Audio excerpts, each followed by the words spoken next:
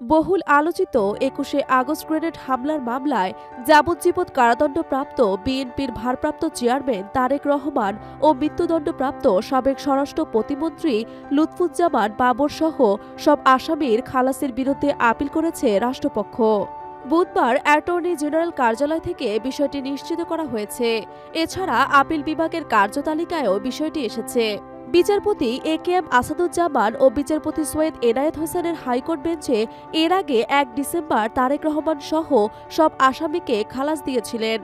গত ২১ নভেম্বর এ মামলায় খালাস চেয়ে করা আসামির আপিল ও ডেথ রেফারেন্স শুনানি শেষ হয়।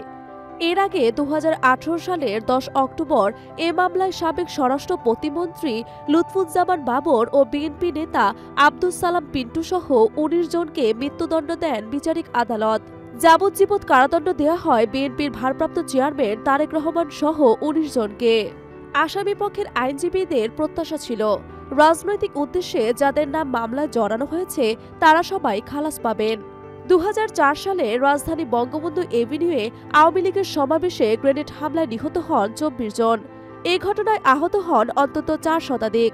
২০০৪ সালের ২১ আগস্ট গ্রেনেড হামলার ঘটনায় মতিঝিল থানায় হত্যা ও বিস্ফোরক দ্রব্য আইনে দুটি মামলা হয়। ২০০৭ সালে তত্ত্বাবধায়ক সরকার এ সংক্রান্ত মামলা দুটির নতুনভাবে তদন্ত শুরু করে। ২০০৮ সালে ২২ জনকে আসামি করে অভিযোগপত্র দেয় পুলিশের অপরাধ তদন্ত বিভাগ।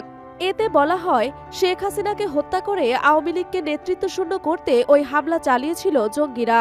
পরে আওয়ামী লীগ সরকার আমলে মামলার অধিকতর তদন্ত হয়। এরপর তারেক রহমান সহ ৩০ জনকে আসামি করে সম্পূরক অভিযোগপত্র দেওয়া হয়।